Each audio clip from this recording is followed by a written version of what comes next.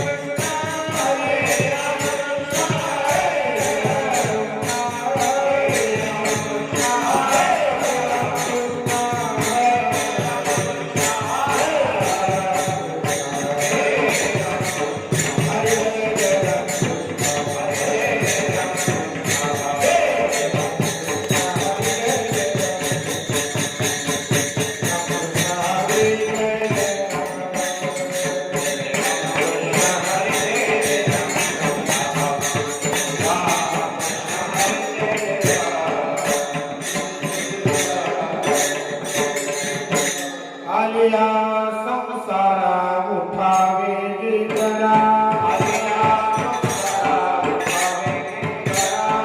आलिया संसारा उठावे गिरना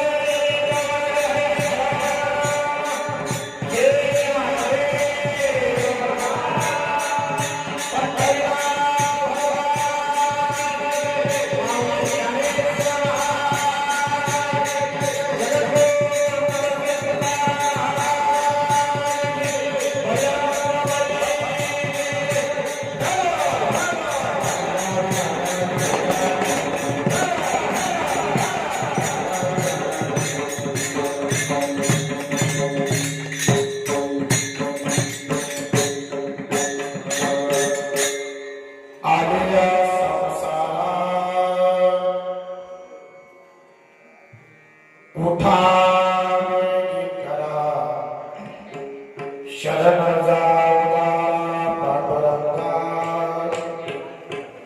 देह हे काळाचे धन कुबेराचे तेथे मनुष्याचे काय आहे देता देवविता नेता देवविता तेथे तुझी सत्ता काय आहे देह हे काळाचे धन कुबेराचे तेथे मनुष्याचे काय आहे निमित्ताचा धनी केला असे प्राणी माझे माझे म्हणून व्यर्थ गेला देह हे काळाचे धन कुबेराचे तेथे मनुष्याचे काय आहे तुका म्हणे कारे नाशिवंतासाठी देवा सवे कुठे पाडितोसे देह हे काळाचे धन कुबेराचे तेथे मनुष्याचे काय आहे विठ्ठल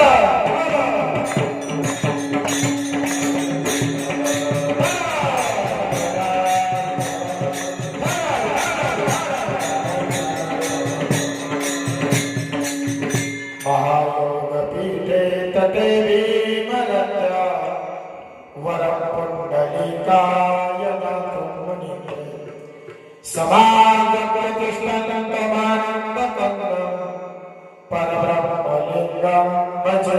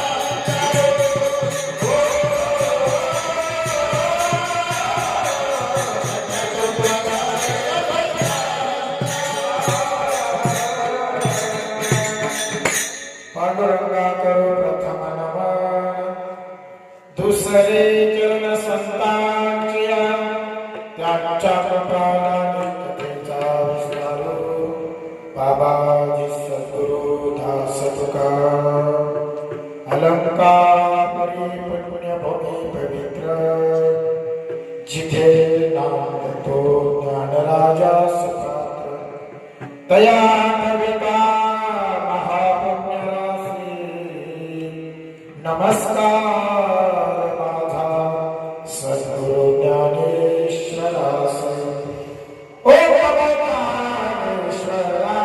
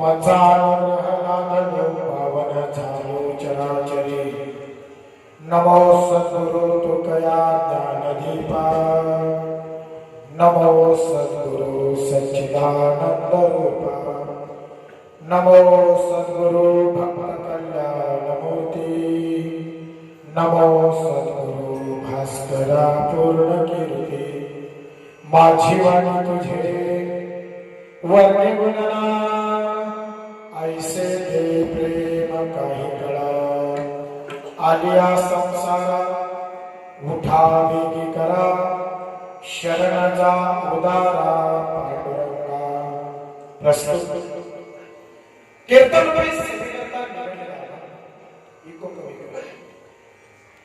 फक्त आवाज वाढव इको नॉर्मल गोंगाट झाल्यासारखं वाटतं इको कमी कर आणि आवाज दे मला आवाज फुल दे एवढा असेल ठीक आलिया संसारा उठावी की करा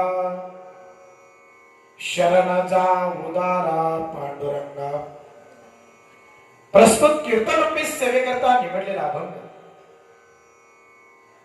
महान भगवंताने वारकरी संप्रदायाचा कळस म्हणून त्यांना संबोधलं गेलं त्यांचे जगदवंद्य जगद्गुरु संत श्रेष्ठ श्रीमंत श्री तुकोबाराय महाराज यांचा 4-5 चरणांचा उपदेशवर प्रकरणातील अभंग सप्ताहाच्या 4थ्या दिवसाच्या कीर्तन सेवेच्या निमित्तानं उपस्थित असलेल्या तुम्हा सर्व सज्जनांच्या सेवेकरिता माझ्या पांडुरंगाच्या सेवेकरिता हनुमंतरायांच्या सेवेकरिता आणि सकल संतांच्या सेवेकरिता निवडलेला आहे विठ्ठल विठ्ठल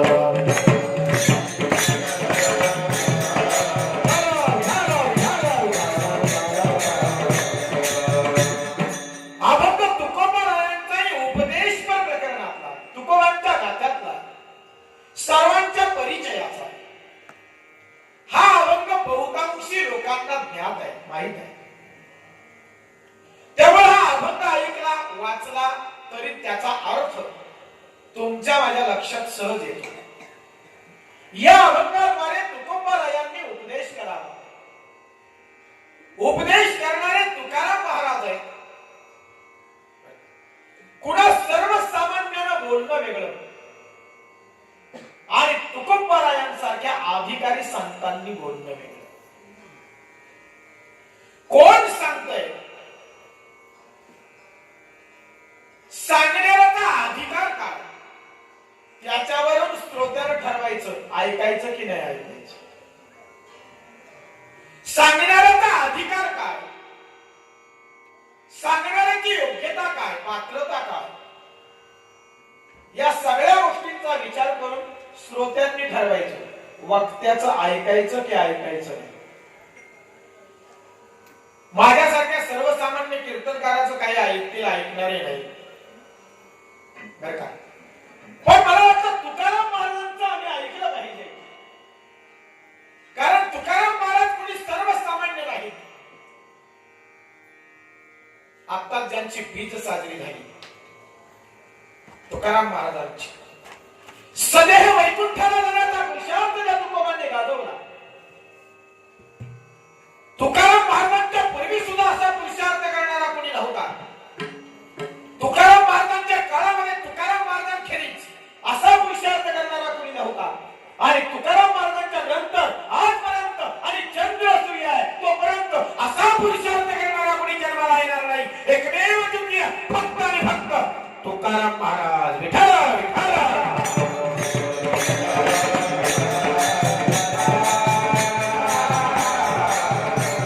न भूतो न भविष्यती अशी कीर्ती तुकाराम महाराजांची. कुणी सहित मुक्त झाला तुका. कुणी सहित मुक्त होण्याचा पराक्रम फक्त तुकोबांनी केला. रामकृष्णही आले गेले पण देहासहित मुक्ती प्राप्त करणं देहासहित वैकुंठ प्राप्त करणं केवळ तुकोबांना जमलं.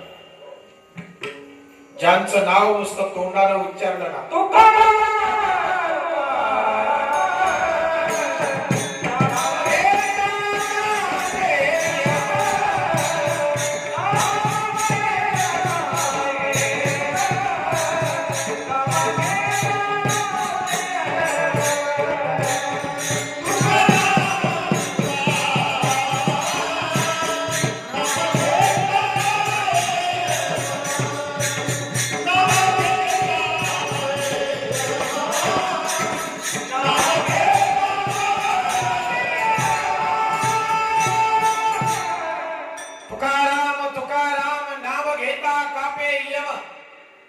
तुकोबांचं नाव नुसतं तोंडानं उच्चारलं ना तरी यमानं पाठीला पाय लावून पळावं हा तुकोबांचा अधिकार आहे. सर्वसामान्य नाही तुकोबा. या अभंगामधून उपदेश करणारे तुकाराम महाराज वारकरी संप्रदायाचा कळस आहे. वारकरी संप्रदायाचा कळस. ज्या वारकरी संप्रदायाचा पाया माऊली आहे ज्ञानेश्वर महाराज आहेत. ज्या वारकरी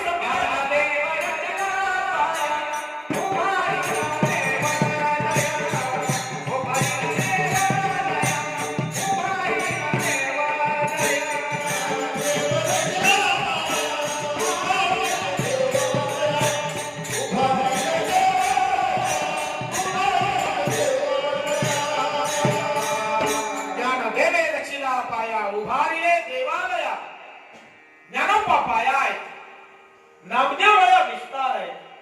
एकनाथ महाराज खांब आहेत. वारकरी संप्रदायाच्या देवालयाचा पाया ज्ञान आहे. विस्तार नाम आहे. सर्वसामान्य नाही बाबा. महाविष्णूचा अवतार सखा माझा ज्ञानेश्वर. ज्ञानेश्वर महाराजांचा अधिकार आहे. लोपले ज्ञान जगी हित नेनती कोणी अवतार पांडुरंगा नाव ठेविले ज्ञानी. चालविली जड भेटते हरली चांगयाची भ्रांती. मोक्ष मार्गी जाता म्हणते ज्ञानोबा माझा भाजीले मांडे. ज्ञानदेवे पृष्टी योगियांची सृष्टी अलौकिक ते ज्ञानेश्वर महाराज. ज्ञानराज माझी योग्यांची माऊली, जेने निगमावल्ली प्रकट केली. गीतालंकार नाम ज्ञानेश्वरी, ब्रह्मानंद लहरी प्रकट केली. काय अधिकार आहे महाराज. ज्ञानेश्वर महाराज विश्वमाऊली, अखिल जगताची आई म्हणून जे मिरवतात. साऱ्या जगाने त्यांना आई म्हणावं, माऊली म्हणावं. ते ज्ञानेश्वर महाराज वारकरी संप्रदायाचा पाया आहे. विस्तार नाम आहे नामदेव महाराज. वारकरी संप्रदायाचे पहिले कीर्तनकार नामदेव आहे. नामदेव कीर्तन करी पुढे देव, नाचे पांडुरंग. जनी म्हणे ज्ञानदेवा बोला भंग. महाराज नाचता नाचता देवाचा गळला पितांबर, सावध होई देवा ऐसे बोले कबीर. नामदेवरायांच्या कीर्तनात टाळकरी बघा कोण आहे. टाळकरी ज्ञानेश्वर महाराज, निवृत्तीनाथ दादा, सोपान काका, मुक्ताई, जनाई, गोरोबा, सावतोबा, चोखोबा, कबीरदास आणि स्वतः पांडुरंग. स्वतःच्या गळ्यामध्ये टाळ घेऊन पांडुरंगानं नामदेवरायांच्या कीर्तनामध्ये ताटीला उभं राहावं. अरे ज्यांच्या कीर्तनात देव उभा राहतो टाळ घेऊन, त्या कीर्तनकाराचा अधिकार काय असेल. सर्वसामान्य नाही. नामदेवरायांच्या कीर्तनामध्ये मंदिरं फिरायची महाराज. मंदिरं बरं का. आमच्या कीर्तनात माणसं फिरतात. कोणाचं कीर्तन म्हणजे कोणतरी ती घेणार असं एका गावात म्हणत आजची दिवस नाही गेलं काय. आमच्या कीर्तनात माणसं फिरली. नामदेवरायांच्या कीर्तनामध्ये मंदिरं फिरली. फिरविले देऊळ जगा माझी ख्याते. नामदेवा हाती दूध प्याला, नामदेवा हाती दूध प्याला.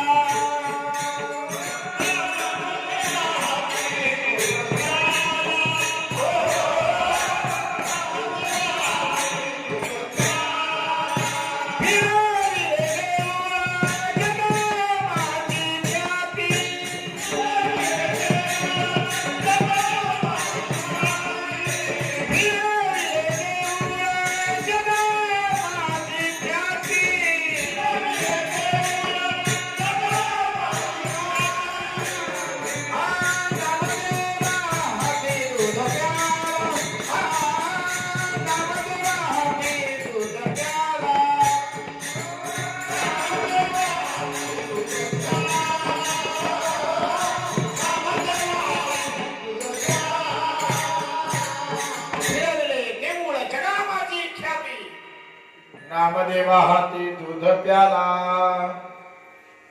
ते नामदेव वारकरी संप्रदायाचा विस्तार. नामातयाचा किंकर, जेने केला हा विस्तार. नामदेवराया विस्तार आहे. या वारकरी संप्रदायाचा खांब एकनाथ महाराज आहेत. जनार्दन एकनाथ खांब दिला भागवत. एकनाथ महाराज खांब आहे. कोण एकनाथ महाराज. भानुदासाचे कुळी, महाविष्णूचा अवतार. महाविष्णूचा अवतार. क्षेत्री प्रतिष्ठान, क्षेत्री प्रतिष्ठान नांदे गोदावरी तीर. आरती व वाळो माझ्या स्वामी एकनाथा, माझ्या स्वामी एकनाथा. भानुदासाचे कुळी महाविष्णूचा अवतार. भानुदासाच्या कुळामध्ये महाविष्णूचा अवतार एकनाथ महाराजांच्या रूपाने प्रगटला. शांती ब्रह्म एकनाथ महाराज. शांती ब्रह्म, मूर्तिमंत शांती म्हणजे एकनाथ महाराज. ज्यांच्या घरात देवानं पाणी भरलं. देवानं आता हौद भरला नाही. नाथांच्या घरी पैठणला नाथांच्या घरचा हौद देवानं खांद्याला घट्टे पडेपर्यंत पाणी वाहून भरलं. 12 वर्ष देवानं नाथांच्या घरात पाणी भरलं. 12 वर्ष. कावडीने पाणी, ज्या घरी चक्र पाणी वाहे. ज्यांच्या घरी प्रत्यक्ष देव पाणी भरतो त्यांचा अधिकार काय सांगा. आमच्या घरात बायको पाणी भरत नाही.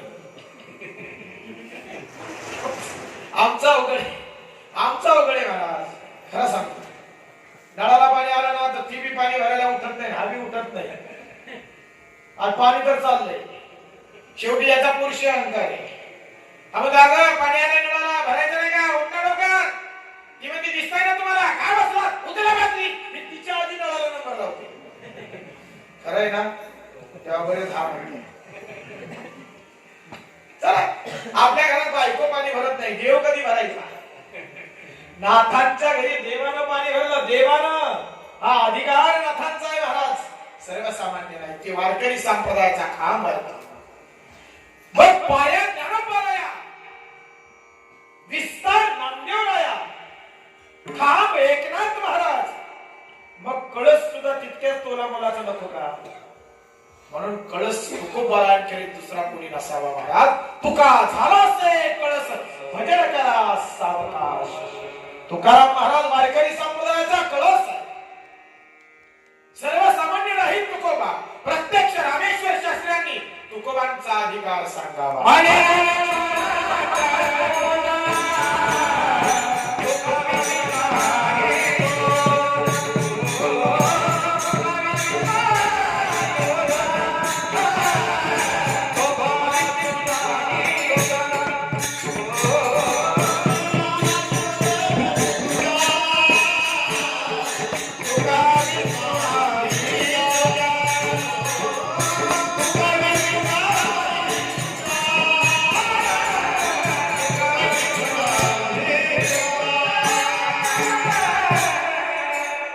रामेश्वर भट्ट द्विजा, तुका विष्णू नाही तुझा. तुकोबाराया हे प्रत्यक्ष विष्णू आहे. हा अनुभव रामेश्वर शास्त्र्यांचा. कोण रामेश्वर? ज्यांनी तुकोबांना आयुष्यभर विरोध केला. ज्या रामेश्वर शास्त्र्यांनी तुकोबांना अपमानित केलं, ज्या रामेश्वर शास्त्र्यांनी तुकोबांना त्यांच्या अभंगांच्या वह्या इंद्रायणीच्या डोहामध्ये बुडवण्याचा आदेश दिला, ते रामेश्वर शास्त्री म्हणतायत तुका विष्णू नाही तुझ्या. हेच रामेश्वर शास्त्री तुकोबांची आरती करताना तुकिता तुलनेसी ब्रह्म तुकासी आले, म्हणून रामेश्वरी चरणी मस्तक ठेविले, आरती तुकाराम. काय सांगितलंय महाराज? तुकिता तुलनेसी ब्रह्म तुकासी आले. एका पारड्यामध्ये ब्रह्म बसवलं आणि दुसऱ्या पारड्यामध्ये तुकोबांना बसवलं तरी तुकोबांचं पारड जड भरावं. तुकिता तुलनेसी ब्रह्म तुकासी आले, म्हणून रामेश्वरे चरणी मस्तक ठेविले. उगीच नाही, हा अनुभव आहे रामेश्वर शास्त्रांचा की ब्रह्मापेक्षा तुकोबा श्रेष्ठ आहे. हे रामेश्वर शास्त्री सांगताय. हा तुकोबांचा अधिकार आहे. पाचवा वेद गाथा ज्यांनी निर्माण केला,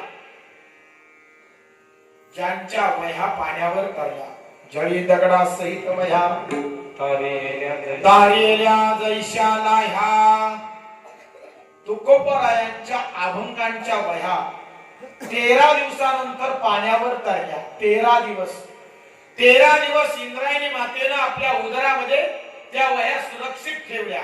विचार करा महाराज, आत्ताचा जो कागद आहे ना, आत्ताच्या कागदाची क्वालिटी त्यावेळेच्या कागदाला नक्की नसेल. त्यावेळेचा कागद की ज्या कागदावर तुकोबांनी अभंग लिहिले, त्यावेळेचा कागद आणि आत्ताचा कागद जमीन आसमानाचा फरक आहे. आत्ताच्या कागदाला क्वालिटी खरं की नाही, पण तरीही सध्या जरी तुम्ही कागद पाण्यात बुडवला ना तर 2 तासात लगदा तयार होतो. खरं की नाही? आता जरी कागद तुम्ही पाण्यात बुडवला तर 2 तासात त्या कागदाचा काय तयार होतो? लगदा तयार होतो. तुकाराम महाराजांच्या वह्या 13 दिवस पाण्यात होत्या. 13 दिवस. 13 दिवसानंतर तुकाराम महाराजांच्या अभंगांच्या वह्या जशाच्या तशा कोरड्या पाण्यावर तरल्या. जळी दगडासहित वह्या तारिलेल्या जैशा लाह्या पाण्यावर लाह्या तराव्या, तसे तुकोबांचे अभंग पाण्यावर तरले, कोरडे जसेच्या तसे तुकोबांना परत मिळाले.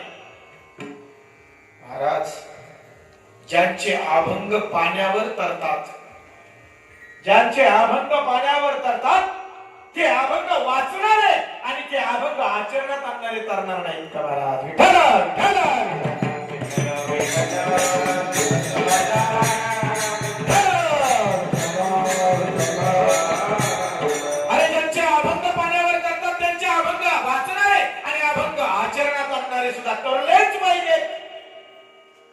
तो अधिकार अभंग आचरण करणाऱ्यांना आणि वाचणाऱ्यांना प्राप्त होतो.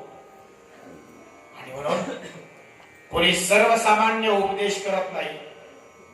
उपदेश करणारे तुकोबाराय आहेत. मी फक्त माध्यम आहे सांगायला. या अभंगातून उपदेश केलाय तुकोबारायांनी. म्हणून म्हटलं माझं एक वेळा ऐकू नका, पण तुकोबांचं ऐका. माझं नाही ऐकलं तरी चालेल, पण तुकोबांचं ऐकाल की नाही. मला माध्यम, मी माध्यम आहे तुकोबांचा उपदेश तुमच्यापर्यंत पोहोचवायला. या अभंगामधून तुकोबांनी उपदेश केला. उपदेश.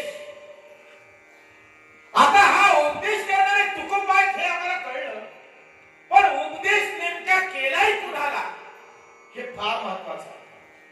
उपदेश कुणाला केला? 3 प्रकारचे जीव आहेत. ऐकताय तुम्ही सगळे? कंटाळा आल्यावर सांगा. 3 प्रकारचे जीव आहेत. बद्ध, मुक्त आणि मुमुक्षु. थोडीशी प्रस्तावना बघूया, कारण अभंगात जायचं आहे. 3 प्रकारचे जीव. बद्ध जीव, मुक्त जीव आणि मुमुक्षु जीव. तिन्ही जीवांची वैशिष्ट्य आहे. बद्ध जीवाचं वैशिष्ट्य, बद्ध जीवाला जन्माचं आणि मृत्यूचं स्वातंत्र्य नाही, त्याला जन्माला यावंच लागतं. बद्ध जीवाला. मुक्त जीवाला जन्म मृत्यूचं स्वातंत्र्य आहे. कुठं जन्माला यायचं, का जन्माला यायचं, कशासाठी जन्माला यायचं आणि जीवन कधी थांबवायचं त्यांच्या हातात आहे. आणि तिसरा जो जीव आहे मुमुक्षु, तो मुमुक्षु जन्म मृत्यूची इच्छाच करत नाही. कारण मुमुक्षु शब्दाची व्याख्या किंवा मुमुक्षु शब्दाचा अर्थ असा आहे, मोक्षाची आत्यंतिक इच्छा असणारा मुमुक्षु. ज्याला मोक्षाची आत्यंतिक इच्छा आहे, ज्याला जन्मही नको आणि ज्याला मृत्यूही नको, ज्याला फक्त पाहिजे मोक्ष आणि ज्याला आपलं जीवन मोक्षासाठी समर्पित केलं, मोक्ष प्राप्तीसाठी जो जगतो तो मुमुक्षु. ठीक. मग आता जो जन्म मृत्यूची इच्छाच करत नाही त्याचा विषयच राहिला. आता या 3 जीवांपैकी तुकाराम महाराजांनी नेमका कुणाला उपदेश केला? एक, मुक्त जीवाला उपदेशाची गरज नाही. का? तर मुक्त या प्रकारामध्ये सर्व संत येतात. मुक्त प्रकारामध्ये सर्व संत येतात. सर्व संत. संतांना जन्म घेण्याचं स्वातंत्र्य आहे आणि जीवन थांबवण्याचं सुद्धा स्वातंत्र्य आहे. संतांचं येणं नियोजित आहे, नियोजित. आणि संत स्वतः सांगतायत, आम्ही वैकुंठवासी आलो. शब्द नीट ऐकताय ना तुम्ही? आलो याची कारणासी बोलिले जे ऋषी साच भावे वर्ताया, झाडू संतांचे मार्ग आडराणी भरले जग, उच्चिष्टाचा भाग शेष उरला तो. बरोबर. संत स्वतः सांगतायत आम्ही कोण आहोत? आम्ही वैकुंठवासी. ते संत स्वतः म्हणतात आम्ही कुठून आलो? आम्ही वैकुंठवासी. आलो. आलो म्हणजे त्यांना कुणी बोलवलं नाही, खेचून आणलं नाही, ते स्वतःहून आले. आलो याच कारणासी. बरोबर. स्पष्ट झालं. संत स्वतःहून येतात. संतच म्हणतात उपजून या पुढती येऊ. मग उपजून या पुढत येऊ म्हणजे आम्ही पुन्हा जन्माला येऊ, याचा अर्थ ते त्यांच्या हातात आहे. कुठं जन्माला यायचं, का जन्माला यायचं, जन्माला आल्यानंतर काय कार्य करायचं आणि जीवन कुठं थांबवायचं हे मुक्ताच्या हातात आहे. मुक्त जीवाच्या. उदाहरणार्थ ज्ञानेश्वर महाराजांचं बघा ना तुम्ही. वयाच्या 22व्या वर्षी ज्ञानोबरायांनी निवृत्तीनाथ दादांकडे आज्ञा मागितली. कशाची?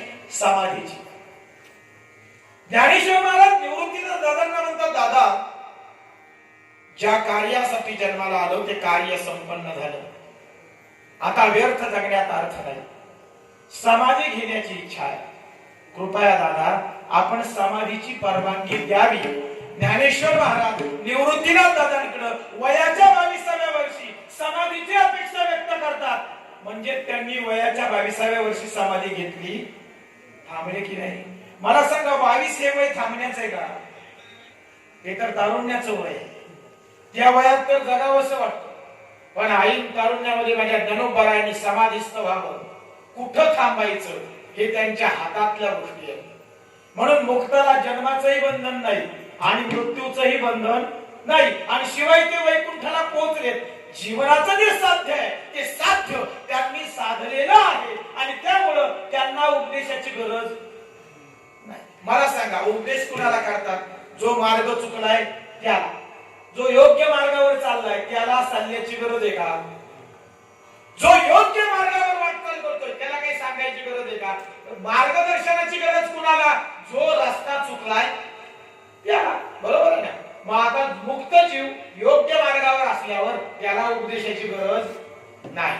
मुमुक्षुला सुद्धा उपदेशाची गरज नाही, कारण त्याने मोक्ष हेच ध्येय ठरवलेलं असल्यामुळं त्याला सुद्धा उपदेशाची गरज नाही. आता राहिला एकच जीव, तो म्हणजे बद्ध जीव. बद्ध जीवाला जन्माचंही स्वातंत्र्य नाही, बद्ध जीवाला मृत्यूचंही स्वातंत्र्य नाही, आणि बद्ध जीवाला जन्माला यावंच लागतं. नो पर्याय, पर्यायच नाही. तुम्ही आम्ही जरी ठरवलं ना मला जन्माला यायचं नाही, तरी यावं लागेल. यावं लागेल की नाही? म्हणून एक लक्षात घ्या, तुम्हा आम्हाला जन्माला यावंच लागतं. संत स्वतःहून येतात आणि देवाला आणावं लागतं. कळलं ना? तुम्हा आम्हाला जन्माला यावंच लागतं. संत जन्माला स्वतःहून येतात आणि देवाला मात्र आणावं लागतं. मग तुम्हा आम्हाला जन्माला यावंच लागतं. आम्ही ठरवून जन्माला आलो नाही, हे तर बरोबर आहे की नाही? आमचं येणं ठरवून आहे का? आम्ही ठरवून आलो का कुणाच्या पोटी जन्म घ्यायचा, कोणत्या गावात घ्यायचा, कोणत्या घरात घ्यायचा, हे तर ठरवून आलो का आम्ही? परमेश्वरानं आम्हाला जिथं जन्म दिला तिथं आम्ही जन्माला आलो. ती काय आमच्या हातातली गोष्ट नाही. कुठे जन्माला यायचं हे आमच्या हातात नाही. बरं, जन्माला आल्यावर काय करायचं हे आमच्या हातात नाही. बरं, नाही आमच्या हातात. माणसं म्हणजे ठीक आहे, जन्माला येणं आमच्या हातात नसेल, कसं जगायचं ते आमच्या हातात नसेल कदाचित, किंवा काही घटना प्रारंभात असतील, संचितात असतील, त्या पद्धतीने घडतं. पण मरण तर आमच्या हातात आहे. बरीच माणसं म्हणतील मरण तर आमच्या हातात आहे, आम्ही ठरवून तर मरू शकतो. कसं काय मरण आपल्या हातात आहे? सांगा ना. एखादा म्हणे महाराज तुम्ही असं म्हणता की मृत्यू आपल्या हातात नाही, आम्ही झोपेच्या गोळ्या घेऊ नका, आम्ही झोपेच्या गोळ्या घेऊ. एखादा म्हणे अहो पण झोपेच्या गोळ्या जरी घेतल्या तर कोणतरी बघतो, अरे नाही झोपेच्या गोळ्या घेतला, उतरा उतरा उतरा, पटकन ॲम्ब्युलन्स बोलवतात, त्याला गाडीत टाकतात, दवाखान्यात नेतात, इकडून नळी इकडून नळी इकडून नळी, वाचवला. एखाद्याने विहिरीत उडी मारली, अरे त्याने विहिरीत उडी मारली, कुणीतरी येतं विहिरीत उडी मारतो, त्याला बाहेर काढतं, वाचला. म्हणजे ठरवून जरी मरायचं ठरवलं तरी मरण सुद्धा आपल्या हातात नाही, हे लक्षात ठेवा. मृत्यू सुद्धा आपल्या हातची गोष्ट नाहीये. जन्मही आपल्या हातात नाही, मृत्यू सुद्धा आपल्या हातात नाही, आणि जन्माला तर यावंच लागतं. मग जर जन्माला आलोय ना, तर आता जर आमचा जन्म जर झालाय ना, तर आता झाल्यानंतर या जन्माचं सार्थक होणं अतिशय आवश्यक आहे. आम्ही पुन्हा पुन्हा जन्माला आलो हे लक्षात ठेवा. आमचा जन्म आत्ताच झालाय असं अजिबात नाही. इथून मागे आमचे कितीतरी जन्म झाले, आता आम्ही या जन्मात आहोत. इथून पुढे हा जन्म संपल्यानंतर, हा देह टाकल्यानंतर पुन्हा अजून नवीन नवीन जन्म प्राप्त होणार आहे. पुनरपि जननम पुनरपि मरणम, पुन्हा जन्म पुन्हा मृत्यू, पुन्हा जन्म पुन्हा मृत्यू. गीता सुद्धा सांगते वासांशी जीर्णानि यथा विहाय. पुन्हा जन्म आहे, पुन्हा मृत्यू आहे. उपजे ते नासे, नासे ते पुनरपि दिसे, हे घटिका यंत्र जैसे परिभ्रमेता. उपजे ते नासे, नासे ते पुनरपि दिसे. जे जन्माला येतं ते मरतं, आणि जे मरतं ते पुन्हा जन्माला येतं. हे चक्र चालूच आहे. त्या चक्राप्रमाणे तुम्ही आम्ही कितीतरी वेळा मेलो, आता या देहामध्ये आहोत. हा देह एक दिवस पडणार आहे, मृत्यू कधीतरी आम्हाला गाठणार आहे, बरोबर आहे की नाही? आणि हा देह आम्हाला सोडावा लागणार आहे. पुन्हा हा देह सोडल्यानंतर नवीन देह प्राप्त होणार आहे, बरोबर आहे? हे चक्र सारखं सुरू आहे. पण एक सांगू का, पुढचा देह आपल्याला मनुष्य देहच प्राप्त होईल याची मात्र गॅरंटी नाही, बरोबर आहे ना? आता आम्ही मनुष्य म्हणून जन्माला आलो, आता आम्ही मनुष्य म्हणून जन्माला आलो, पण पुढचा देह, पुढचा जन्म हा मनुष्य म्हणूनच येईल याची गॅरंटी आहे का? कारण देह कितीतरी आहे, 84 लक्ष योनी आहे. बरोबर आहे, 84 लक्ष योनी, कोटी कोटी फेरा, एका एका योनीत कोटी कोटी फेरा आहे. तुम्हाला एक सांगू, अत्यंत मुश्किलीनं आणि अत्यंत कष्टानं मनुष्य देह मिळाला. हा असा सहज मिळालेला नाही. तुम्हाला सांगू का, टाळीत कावळा सापडावा ना.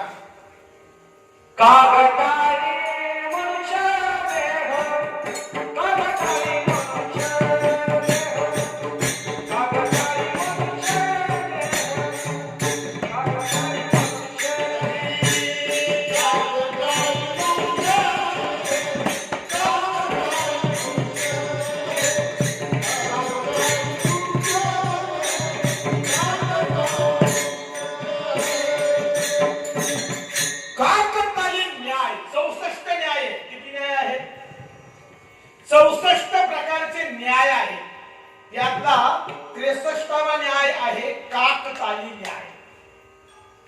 काकताली न्याय म्हणजे काय माहितीये का?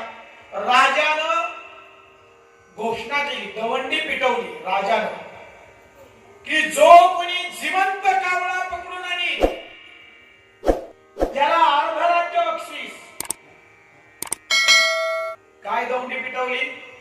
कारण राजाला कोणीतरी सांगितलं सगळ्यात हुशार पक्षी जर कोणता असेल तर तो कावळा. कावळा शक्यतो कुणी पाळत नाही, कारण कावळ्याला पाळणं एवढं सोपं नाही. सांगा, पोपट पाळला पण कावळा कुणी पाळलाय का? त्या बारीक बारीक चिमण्या सुद्धा पाळल्या जातात, पण कावळा नाही पाळला जाऊ शकत. कावळा इतका हुशार पक्षी आहे ना, तो शक्यतो कुणाच्या कब्जात राहत नाही. हुशार आहे पक्षी, हुशार कावळा. राजाला कुणीतरी सांगितलं सगळ्यात हुशार पक्षी जर कोणता असेल तर कावळा, आणि कधीच कोणाच्या हाती सापडत नाही. कावळा कधीच कोणाच्या हाती सापडत नाही असं सहसा. राजाला वाटलं चला परीक्षा घेऊया, म्हणून राजाने दवंडी पिटवली. जो कोणी कावळा पकडून आणील जिवंत त्याला अर्ध राज्य बक्षीस. नगरीतले आखी माणसं कावळ्याच्या मागे लागली, कावळ्यांच्या. जो बघावा तो वेगवेगळे उपाय करू लागला कावळे पकडायला. कोण आरशी घेऊन फिरायचं, आरशी माहिती ना, आरशी लावून. कोण जाळं घेऊन फिरायचं, कोण गरुड घेऊन फिरायचं. कावळा पकडायचंय ना, कुणाच्याच हाती सापडेना. पण एक आंधळा मनुष्य सहज रस्त्याने चालला होता, आंधळा होता, आणि रस्त्याने जात असताना त्याचं भजन चाललं होतं. विठ्ठल विठ्ठल विठ्ठल विठ्ठल जय हरी विठ्ठल. त्याचं भजन चाललं, विठ्ठल विठ्ठल जय हरी विठ्ठल विठ्ठल विठ्ठल. आणि टाळी वाजवायची, विठ्ठल विठ्ठल विठ्ठल. भजन चालू, टाळी वाजवायचा जोरानं. अचानक टाळीत कावळा असाच धरला. आला राजाकडे घेऊन. राजे महाराज, विशेष घडलं काय? अहो म्हणाले, जे ज्यांना डोळे त्यांना पकडता आला नाही, पण एका आंधळ्या माणसानं कावळा पकडला. अहो आंधळा माणूस सांगायचा, अहो नाही हो, मी काही कष्ट केले नाही, मी आपला सहज माझ्या देवाचं भजन करत चाललो होतो, अचानक टाळीत सापडला. अचानक टाळीत सापडला. त्यानं महत् प्रयास केला का? नाही केला. त्यानं प्रयत्न केले का? नाही केले. अचानक टाळीत सापडला. तसं आम्हाला हा मनुष्य देह अचानक गवसला म्हणा. फेरे मारता मारता अचानक मनुष्य देह लाभला. मग आता मनुष्य देह जर लाभलाय ना, तर त्याचं सार्थक होणं गरजेचं आहे की नाही? तुम्हाला एक सांगू का, सर्वात श्रेष्ठ देह जर कोणता असेल तर तो मनुष्य देह आहे. कारण या देहाच्या योगानं बरंच काही करता येतं. शरीर उत्तम चांगले, शरीर सुखाचे घोसरे, शरीर साध्य होय, शरीर साधले परमात्मा, शरीर उत्तम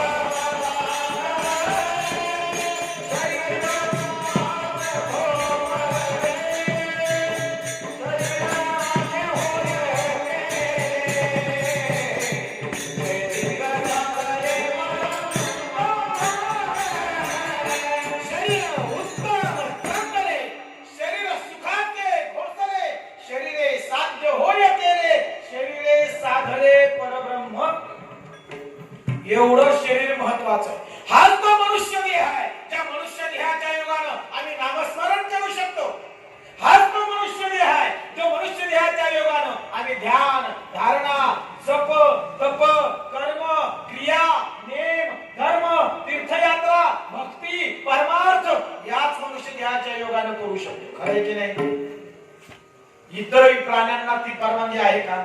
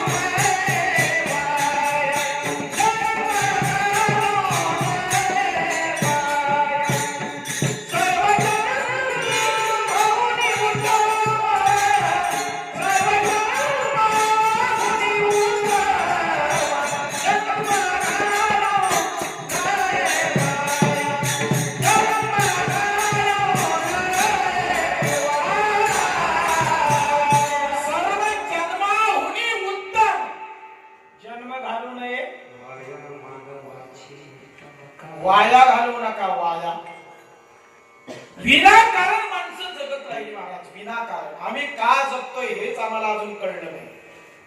का जगतो आम्ही? कशासाठी जगतो? माणसं म्हणते महाराज घर बांधायचंय, जमीन घ्यायची, पोराला नोकरीला लावायचंय, पोरीचं लगीन करायचंय, बरंच काही करायचंय महाराज. का जगतोय म्हणजे हा प्रश्न झाला का तुमचा? जीवनामध्ये बरंच काही करायचंय. मला एक सांगा, घर बांधण्यासाठी जगताय, घर तुमचं आहे का? नाही.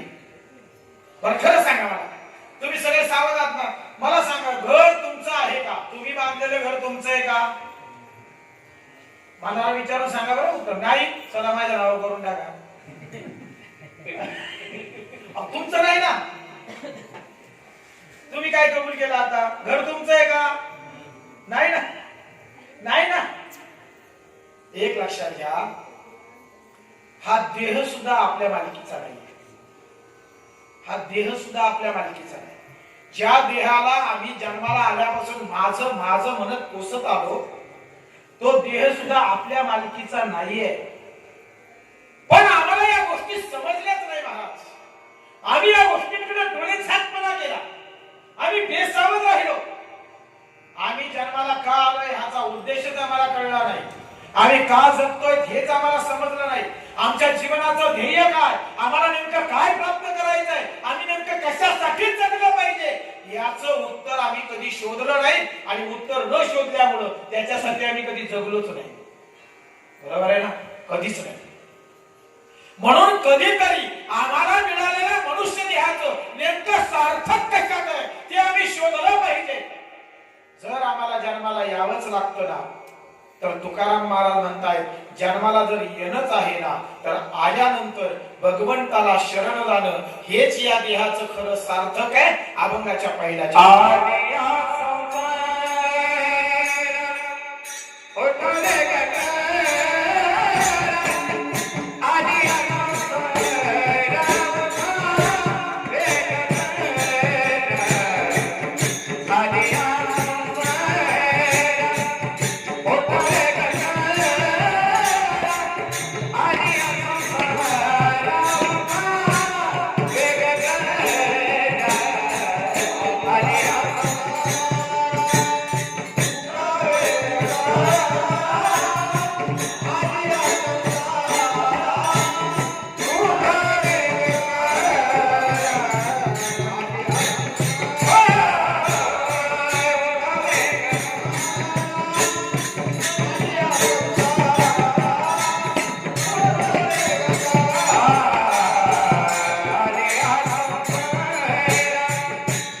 Hey!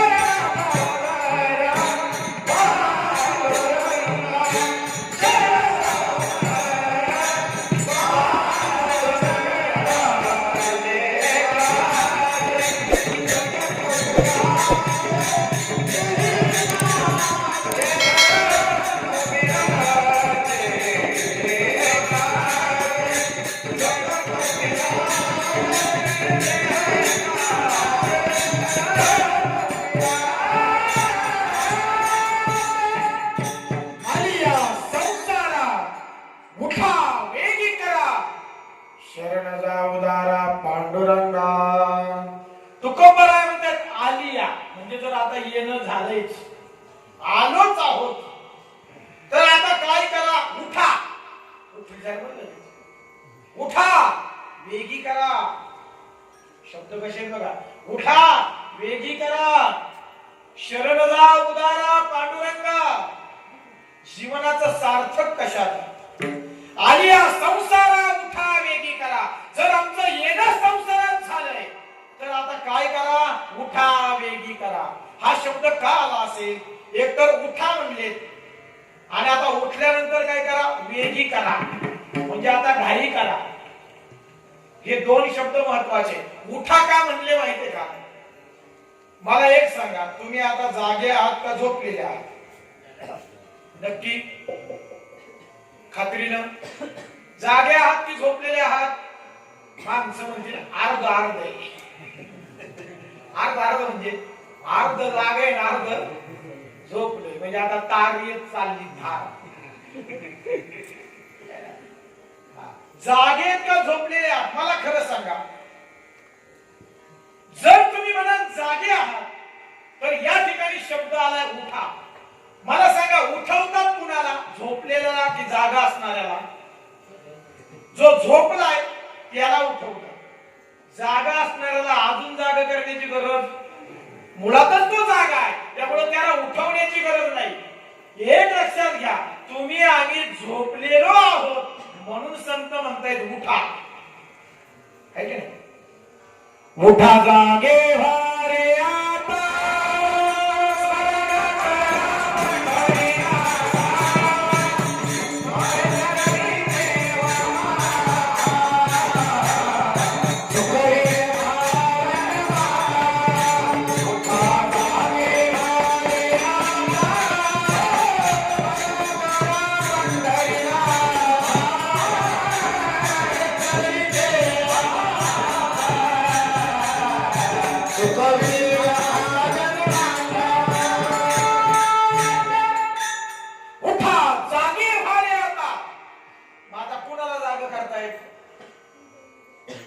जे झोपलंय त्याला.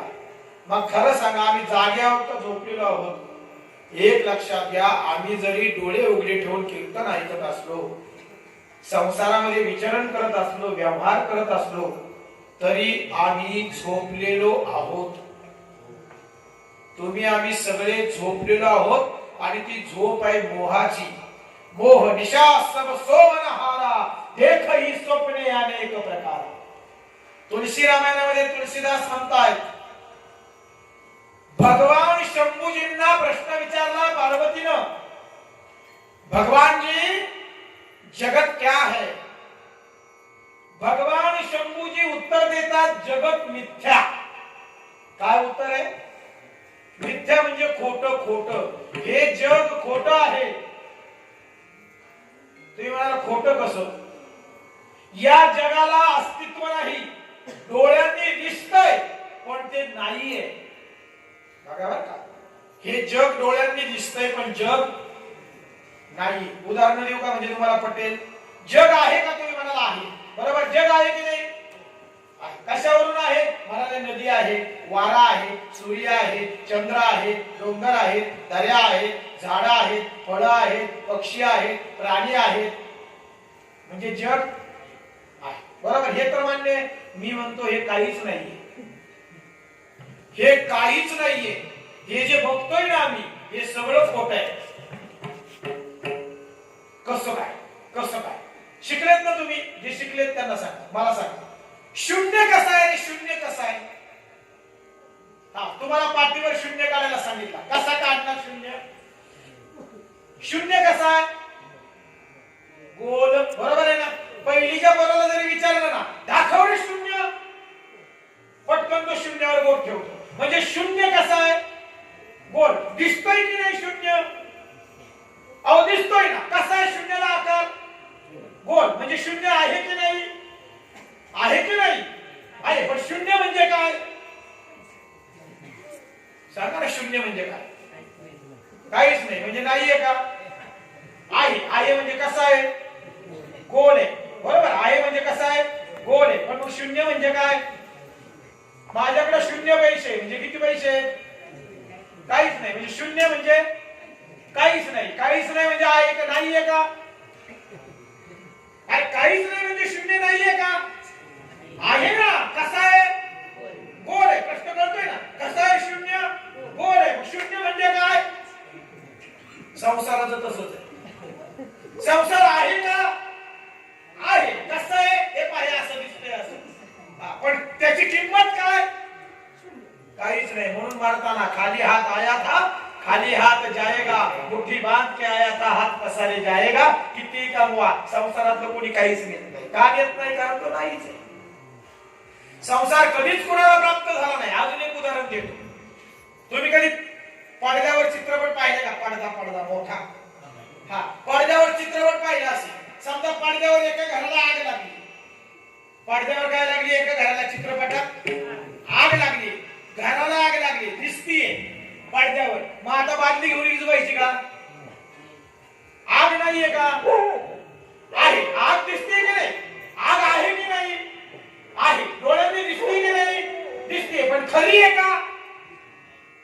चित्रपटात लागलेली आग जरी डोळ्यांनी दिसत असली तरी तिला अस्तित्व नाही. ती खरी नाही. तसंच संसार जरी डोळ्यांनी दिसत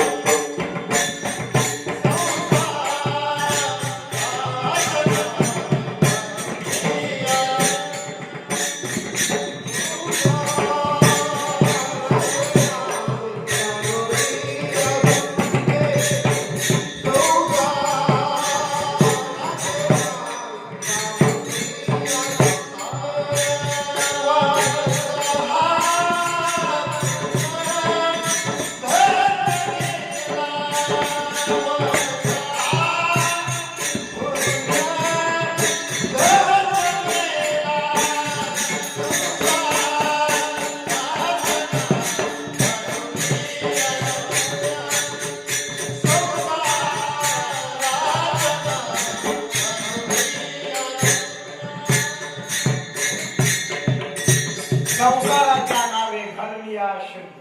संसार हा शून्य आहे. म्हणून एक सांगू का? एक वाक्य लिहून ठेवा आणि रोज वाचत चला. एक वाक्य लिहून ठेवा ज्याला लिहिता येतं, आणि ज्याला नाही लिहिता येत त्याने लक्षात ठेवा. रोज आठवा. एक वाक्य नीट लक्षात ठेवा. ते वाक्य असं आहे: संसारात तुम्ही कितीही बेरीज करा, संसाराच्या बेरजेचं उत्तर नेहमी शून्य आहे. संसाराच्या बेरजेचं उत्तर शून्य आहे. किती कमवलं तरी खिशात काय आहे? शून्य. मला सांगा, शून्याची बेरीज करा. शून्य अधिक शून्य उत्तर बोला. शून्य. शून्य अधिक शून्य अधिक शून्य उत्तर. शून्य अधिक शून्य अधिक शून्य अधिक शून्य उत्तर. शून्य शून्य शून्य 100 वेळा मिळवले उत्तर शून्य. मग संसारात असंच आहे. किती मिळवा उत्तर शून्य आहे. संसाराच्या बेरजेचं उत्तर. बेरीज नेहमी वाढत जाते. बेरजेचा गुणधर्म काय? मिळवत गेलं की वाढत जातो. पण इथं संसारात तसं नाहीये. किती मिळवा उत्तर तेवढंच आहे, ते म्हणजे शून्य.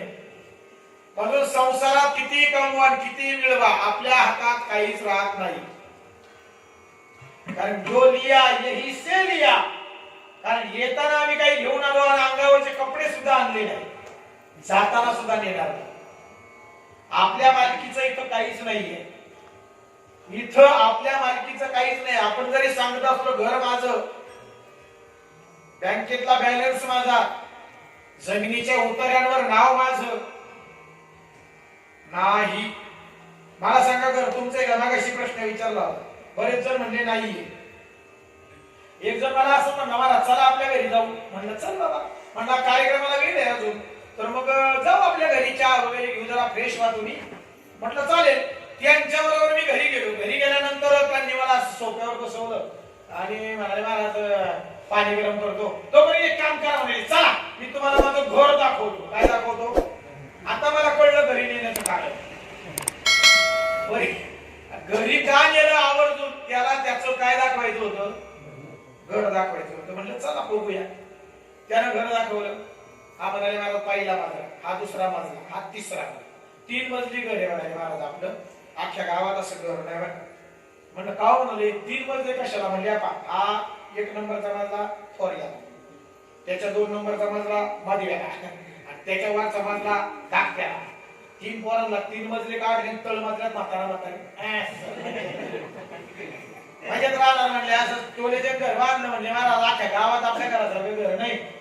अख्ख्या गावात आपल्या घरासारखं घर तुम्ही फिरून या आणि आपल्या घरासारखं घर जर तुम्हाला दिसलं गावात, हे घरच तुमच्या नावावर कधी म्हणलं चांगली गोष्ट म्हणजे झालं नावावर झालं म्हणून सहज फिरून आलो. पण खरंच त्याच्या घरासारखं घर नव्हतं. असं सुंदर घर होतं. म्हटलं का हे घर तुमचंच आहे का? काय बोलता महाराज, उतार्यावर नाव माझं आहे. उतार्यावर नाव माझं आहे. ग्रामपंचायतला नोंद माझ्या नावाची आहे. घर माझ्याच नावाचं आहे. म्हटलं नक्की? काय बोलता महाराज, माझ्याच नावाचं आहे. म्हटलं तुम्हाला एक प्रश्न विचारू का? विचारा ना. म्हणले किती विटा लागल्या, किती सिमेंट लागलं? नाही नाही म्हटलं त्याचं नाही, मला काय घर बांधायचं नाही, ते नको मला. मला माझा प्रश्न वेगळा आहे. म्हणाले काय? म्हटलं काय बाबा किती वर्ष लागले हे घर बांधायला? म्हणाले 60 वर्ष लागले मला. 60 वर्ष. किती वर्ष लागले? 60. आयुष्यातली किती वर्ष घालवली? 60 वर्ष आयुष्याची घालवली. तेव्हा हे घर उभं राहिलं म्हणजे महाराज 4 मजली 3 मजली खालचा प्रमाण करून 4. म्हटलं 60 वर्षाची तुझी कमाई आहे 4 मजली घर. म्हटलं हे 700 एवढे 60 वर्ष कसे? म्हणजे महाराज नोकरीला होतो. 58व्या वर्षी रिटायर झालो. मग ग्रॅज्युएटी, प्रायव्हेट फंड, याला एशिया, काही बँकेतला बॅलन्स असं सगळं जमा केलं, कर्ज वगैरे काढलं आणि इमारत उभी केली. म्हणजे 60 वर्षाची कमाई आपली 60 अशी कोणाला बोलायचं? 60 वर्षाची कमाई आपली 60. म्हणलं 60 वर्ष घालवली या इमारतीसाठी. नक्की? म्हणाले हो. घर तुझंच आहे? हो म्हणले मला तुम्ही परत परत हा प्रश्न काय विचारता? नाही म्हणलं तुझं ते काय नक्की? म्हणले हो माझंच आहे ना. उतारा दाखवू का तुम्हाला आता? म्हणलं नाही नाही असं असं. म्हटलं का एक प्रश्न मला विचारायचा आहे. जर हे घर तुमचं आहे तर मला एक सांगा. म्हटलं तुम्ही गेल्यावर, प्रश्न आहे का? तुम्ही गेल्यावर म्हणजे कळलं ना? तुम्ही गेल्यावर तुमची समाधी 3 मजल्यांपैकी कोणत्या मजल्यावर तुमची पोरं बांधणार आहे तेवढं सांगा. म्हणजे पुढच्या वेळेस आलो तर तुमच्या दर्शनाला येईल. काय महाराज माझ्या मरणावर टाकलं तुम्ही? म्हटलं मरणावर टाकण्याचं काय कारण आहे? मरणार नाही का माणूस? मरणारच. अहो मी बोलतोय आता, थोड्या वेळानं माझ्या बाबतीत काय घडेल मी सांगेन का? नाही ना. माझं भविष्य मला माहित आहे का? नाही. मी आता बोलतोय 5 मिनिटांना माझ्या बाबतीत काय घडेल मी नाही सांगू शकत. शेवटी अनिश्चित आहे. मरण काय सगळेच मरणार आहेत महाराज. कोण मरणार नाही? सगळेच मरणार आहेत. मग तुम्ही गेल्यावर मला सांगा तुमची समाधी कोणत्या मजल्यावर? ते म्हणजे महाराज मजला कसला आलाय हो? मला एक सांगा, सावडतात कितव्या दिवशी? सावडणं माहिती ना? सावडणं त्याला अस्थि संचयन म्हणतात शास्त्रीय भाषेत. अस्थि संचयन म्हणजे अस्थि गोळा करणे, कलशामध्ये अस्थि गोळा करणे, त्याला सावडणं म्हणतात आपल्याला. दुसऱ्या दिवशी सावडतात शक्यतो. दुसऱ्या की तिसऱ्या? दुसऱ्या काही तिसऱ्या ज्या पद्धतीने सावडल्यानंतर तो अस्थि कलश जो असतो तो अस्थि कलश घरात नेऊन देतात का? घरात ठेवून देतात का? घुसात घेऊन तुम्ही काय होईल ते होईल. घुसा काय नाही मला अस्थि कलश घरातच ठेवायचं. तुम्हाला घरात घुसून देणार, घरात ठेवून देणार. काय म्हणते माहिती का घरात? तिकडे ठेव, शेताला ठेव, ठेव दारू बंद केलं तेव्हा घेऊन जाऊ. इकडे कुठे घेऊन जाणार? अहो म्हणाले असं काय करता? हे मडक्यात आहे ना, मडक्यात हाड हे मडक्यातलं जेव्हा जिवंत होतं ना तेव्हा म्हणायचं घर माझं आहे. उतारेवर नाव माझं आहे. 60 वर्षाची कमाई आहे. अहो जिवंत होता तेव्हा म्हणायचं माझं घर आहे, माझं घर आहे. आता मडक्यात आलं तर तुम्ही एवढं काय म्हणता? तेव्हा 70 किलोच होतं, आता 700 ग्रॅम राहिले. एवढाच फरक आहे ना. जिवंत होतं तेव्हा 70 किलो असं, आता सांगून आल्यावर किती शिल्लक राहिले? 700 ग्रॅम. अहो पण मालक मडक्यात होता ना, त्याला नाव बदललंय का अजून? उतारावरचं नाव बदललंय का अजून? नाही. मग मालक कोण आहे? मडक्यातलाच आहे. आणि तुम्ही मालकाला जीव नको म्हणताय. ते म्हणले मेला तेव्हाच मालकी गेली. तिकडे देऊ शेताला ठेव. खरंय ना? कितव्या दिवशी तुम्हाला घरात प्रवेश नाही? कितव्या दुसऱ्या तिसऱ्या दिवशी तुम्हाला घरात प्रवेश. आणि अख्खं जीवनभर म्हणतो घर घर माझं. आणि तिसऱ्या दिवशी उसाकली. खरंय ना? तिसऱ्या दिवशी परवानगी नाही घरात. तिसऱ्या दिवशी लक्षात ठेवा. अख्खं आयुष्यभर घराला माझं माझं म्हणत राहिलो. महाराज घराचा सोडा, हा देह सुद्धा आपल्या मालकीचा नाही. हा देह सुद्धा आपल्या मालकीचा नाही. आपल्या मालकीचा असताना तर मेल्यानंतर आपण आपल्या बरोबर घेऊन गेलो असतो. अरे ना, हा सुद्धा इथंच ठेवून जावं लागतं, कारण तो या संसारापासून निर्माण झालेला आहे. आणि संसारापासून निर्माण झालेली कोणतीच वस्तू तुम्हा आम्हाला साथ करू शकत नाही. म्हणून पुढचं एक वाक्य महत्वाचं लक्षात ठेवा. तुम्ही जमवलेल्या वस्तू, तुम्ही कमावलेल्या वस्तू आणि तुम्ही जमवलेली माणसं केवळ स्मशानापर्यंत तुमची सोबत करतील. स्मशानाच्या पुढे तुमच्या सोबत कोणीच येणार नाही. हे वाक्य नीट लक्षात ठेवा. तुम्ही जेवढ्या काही वस्तू जमवल्यात त्या सगळ्या वस्तू आणि जेवढी काही माणसं जमवलीत ती माणसं कुठपर्यंत येतील तुमच्या सोबत? स्मशानापर्यंत. स्मशानात सुद्धा ते थांबत नाही. एकट्याला जळावं लागतं. एकट्याला अंधारात एकटा राख होऊन पडतो. कोणीच नसतं तेव्हा आपल्या सोबत. एवढं लक्षात ठेवा. एकट्याला जळावं लागतं. कोणाचे हे घर, हा देह कोणाचा? आत्माराम त्याचा. कुणाचा देह, कुणाचं घर, कवनाचे मायबाप, कवनाचे गणगोत. महाराज लक्षात ठेवा. हे सत्य आम्हाला स्वीकारावं लागलं. आणि किती माझं माझं म्हणून जरी जगलो ना तरी आम्हाला हे सत्य स्वीकारावंच लागेल की आमचं कुणीच नाही. कुणीच नाही. काय झालं? घरातला करता माणूस गेला. ऐकताय दृष्टांत? सगळ्यांचे कान उघडे आहेत. घरातला करता माणूस गेला. करता करता घरातला करता गेला. सगळेच रडायला लागले. सगळ्या गावाने हळहळ व्यक्त केली. अरे अरे म्हणाले, तेव्हा घराचं वाईट झालं. घरातला करता धरता माणूस, ते कुटुंबच त्या माणसावर अवलंबून होतं. तो माणूसच गेला. कुटुंबच बसलं. म्हणाले आता कसं व्हायचं?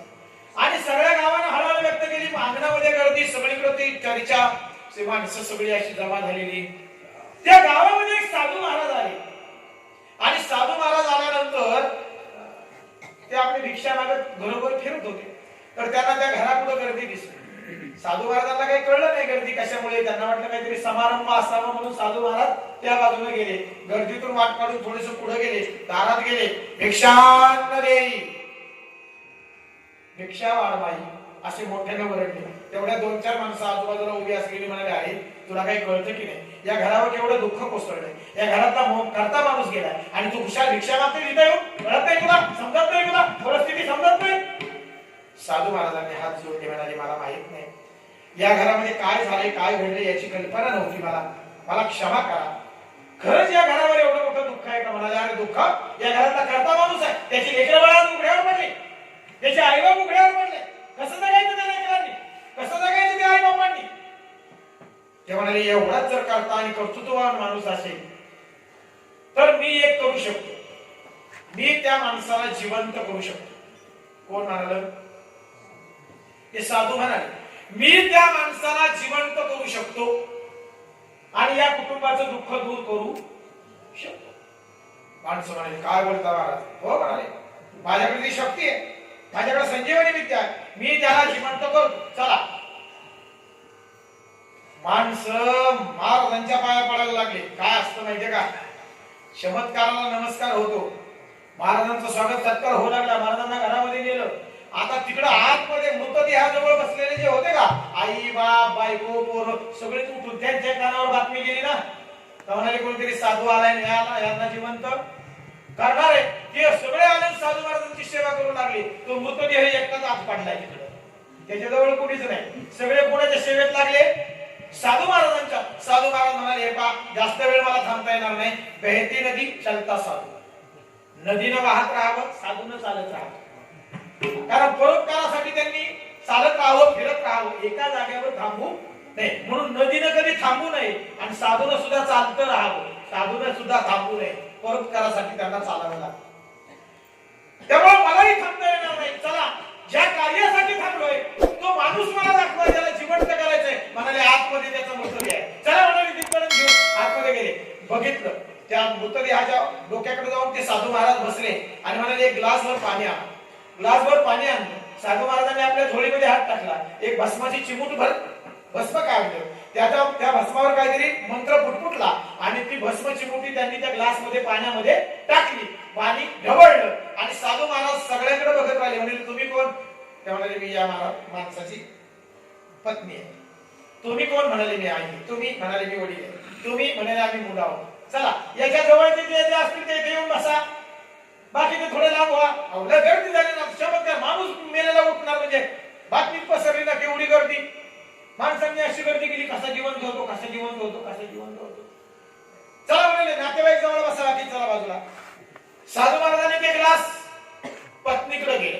बाई एक सांगू का, या ग्लास मधलं पाणी जो कोणी पिईल तो मरेल आणि त्याच्या मोबदल्यात हा जिवंत होईल.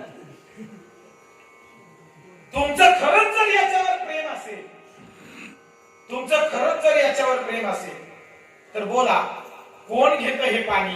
पण पाणी पिणारा मरेल आणि त्याच्या मोबदल्यात हा जिवंत होईल. बायकोकडे ग्लास केला, पाण्याचा ग्लास. म्हणाली बाई घेतेस का? तुझं सौभाग्य आहे. जर हा नवरा तुझा जर उठला, जिवंत झाला, तर तुला पुन्हा सौभाग्य प्राप्त होईल आणि तुला सौभाग्याचं मरण येईल. खरे की नाही? तुला सौभाग्याचं मरण येईल. मग काय करते? घेतेस का? ती म्हणाली महाराज घेतलं असतं पाणी, पण एक सांगू का, हे उठल्यानंतर दुसरी बायको करतील त्यांचं काय, पण माझ्या पोरांना आई मिळणार नाही. आई ती आई असते. शेवटी सावत्र आईचं काय घेऊन बसल्यात म्हणाली, मी त्यांची आई आहे, माझं त्यांच्यावर प्रेम आहे, त्यांचं माझी लेकरं माझ्याशिवाय जगू शकत, किमान लेकरांसाठी तरी मला जगलं पाहिजे. नाही घेत म्हणाले. आईकडे केला ग्लास. आई तुमचं वय काय? ती म्हणाली माझं वय 70. ठीक आहे म्हणाले, भरपूर जगलात तुम्ही, 70 वर्ष जगलात. तुम्ही घेता का पाणी? हे तुम्ही पाणी जर घेतलं तर तुमचा मुलगा उठेल, चालेल का? ती म्हणाली घेतलं असतं, पण एक सांगू का, आजकालच्या सुनांचं काही खरं नाही. मी जर गेले तर माझ्या म्हातारं असं बिना भाकरीचं नाही, त्याचा हाल होतील. म्हाताऱ्याला कोण सांभाळेल? म्हाताऱ्यासाठी तरी मला जगलं पाहिजे.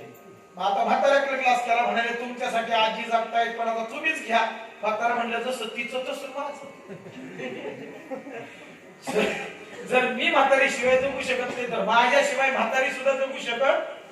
शेवटी म्हणाले म्हातारपणात कोण कोणाचं आहे? आम्ही दोघं एकमेकांना आधार, कोणाची लेकरं कोणाचा सुद्धा काय घेऊन बसले म्हणाले. त्यामुळे म्हातारीसाठी मला जागावं. म्हातारीने घेतलं नाही. म्हातारीनं पोरांना म्हणाले घेता का तुम्ही? ते म्हणाले महाराज आता शिकत जग पाहायला आलोय आणि अजून काही अनुभव नाही, काय नाही. तुम्ही आताच आमच्याकडे ग्लास द्यायला लागलात. शेवटी कुणीही तो पाण्याचा ग्लास पाणी त्यातलं पिलं नाही. सगळ्यांनी ते नाकारलं. सगळ्यांनी, कुणीच नाही, ना आई, ना बाप, ना बायको, ना पोरं, कुणीच घेतलं नाही. कोणी नव्हे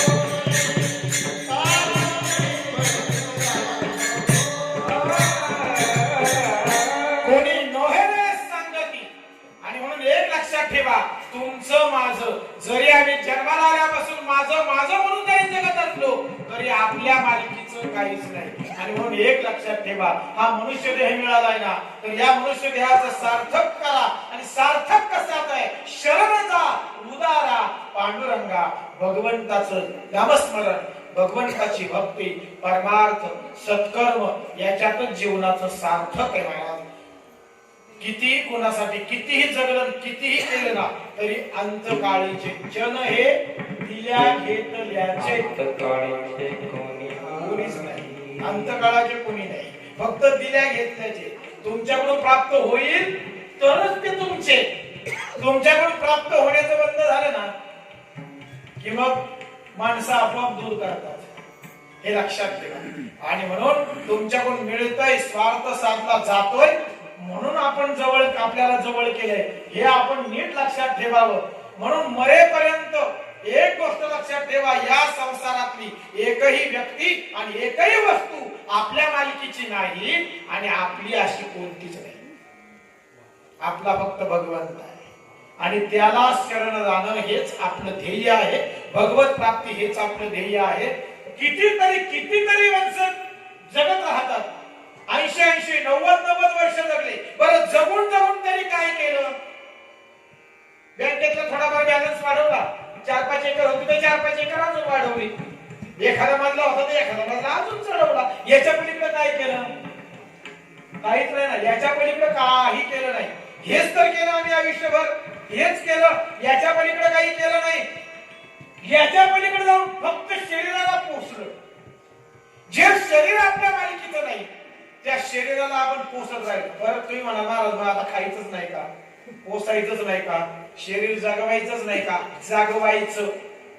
शरीर जगवलंच पाहिजे, कारण या शरीराच्या योगानं परमार्थ होतो, या शरीराच्या योगानं भक्ती होते, या शरीराच्या योगानं नामस्मरण होतं. त्यामुळं शरीर जगवलंच पाहिजे. पण एक वाक्य आहे का, काही माणसं जगण्यासाठी खातात आणि काही माणसं खाण्यासाठी जगतात. आपण कोणत्या वर्गात मोडतो ते आपण ठरवायचं. काही माणसं जगण्यासाठी खातात तर काही खाण्यासाठी जगतात. मुद्दा कळला? आपण कोणत्या वर्गात आहे ते आपण ठरवायचं. आपण जगण्यासाठी खातोय का खाण्यासाठी जगतोय? बरोबर. म्हणून जगण्यासाठी नक्की खाल्लं, जगण्यासाठी नक्की खाल्लं पाहिजे. जगायचंय, शरीर जगवायचंय, ते अन्नमय आहे आणि अन्नमय शरीर असल्यामुळं ते जगवलं पाहिजे. त्याला अन्नाची गरज आहे. पण इतकंही नको का मधुमेह होईल, डायबिटीस होईल, हार्ट अटॅक येईल, किडन्या फेल होतील, एवढंही नको. इतके वजन वाढले पाहिजे, तुम्हाला काय सांगायचं. तुमचं खातो का आमच्या वजनावर बोलायचं काय काम? तसं नाही माऊली. वजन वाढले त्याचे दुष्परिणाम सुद्धा आहे. शहरामध्ये जर आपण गेलो ना, शहरामध्ये आपल्या खेड्यात आता हळूहळू सुरू होत चालले. शहरामध्ये पहाटे जर गेलो ना, पहाटे अशी माणसं फिराट्यात रस्त्याला सकाळी ती पुढं आणि तो तिचं चालणं असं, त्याचं चालणं असं, चालवतच नाही. एवढी वजन वाढले. माणसं म्हणते तुम्हाला काय घेणं पडलंय? तुमच्या घरी येऊन जेवतात का ते?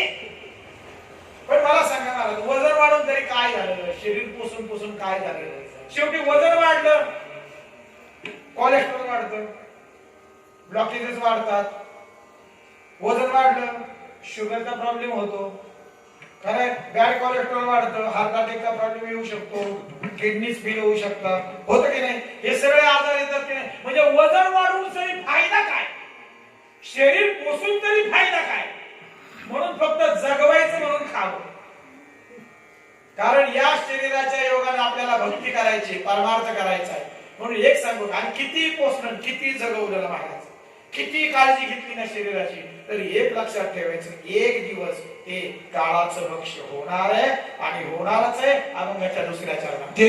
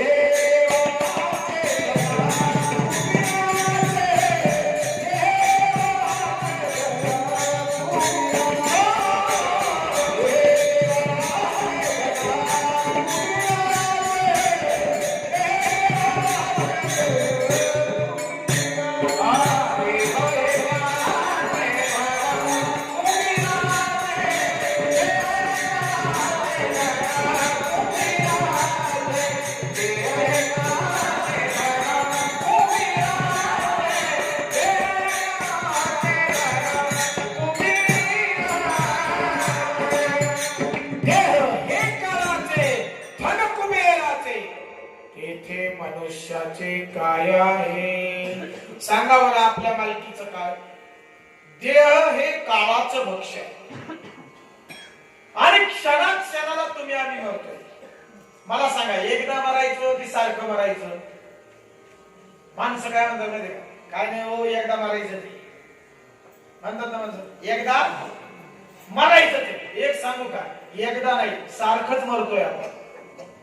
क्षणाला मरतोय, क्षणाला. आता या घडीला माझा सुद्धा मृत्यू होतोय, तुमचा सुद्धा होतोय.